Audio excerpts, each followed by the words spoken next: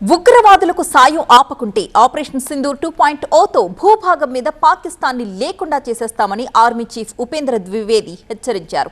300 కిలోమీటర్ల పాక్ భూభాగంలోకి టార్గెట్స్ ని ధ్వంసం చేశామన్నారు air force chief AP Singh. Pakistan కు మరోసారి గట్టి వార్నింగ్ ఇచ్చారు army chief Upendra Dwivedi. Operation Sindoor తో పాకిస్తాన్ కు గట్టి గుణపాఠం చెప్పామన్నారు. దేశమంతా ఐకమత్యంగా యుద్ధంలో పోరాడిందన్నారు. పాక్ లోని 9 ఉగ్రవాద శిబిరాల్ని సైన్యం ఎయిర్ ఫోర్స్ ధ్వంసం చేశాయన్నారు. భూగోళం మీద ఉండాలో లేదో పాకిస్తాన్ తేల్చుకోవాలని హెచ్చరించారు. పాకిస్తాన్ లోని ఉగ్రవాద శిబిరాల్ని ధ్వంసం చేయకుంటే తీవ్ర పరిణామాలుంటాయని ఆర్మీ చీఫ్ వార్నింగ్ ఇచ్చారు. త్వరలో ఆపరేషన్ సింధూర్ 2.0 ఉంటుందని, దీనికి సైన్యం సిద్ధంగా ఉండాలన్నారు. ఈ అవకాశం వెంటనే ఇవ్వాలని భగవంతుణ్ణి వేడుకుంటున్నట్టు చెప్పారు.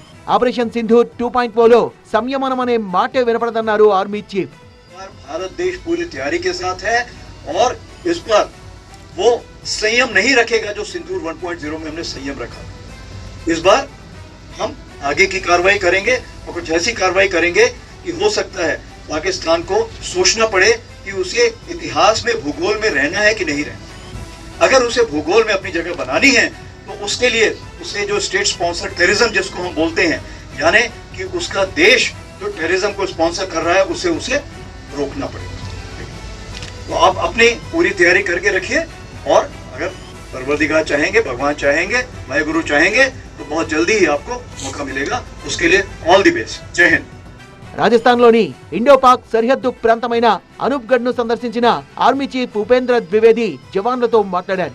ఆపరేషన్ సింధూర్ తో భారత్ సత్తా ప్రపంచమంతా చూసిందన్నారు air chief marshal AP Singh. We could look deep inside their territory. We could make sure that they were not able to operate even within their territory, up to a certain distance.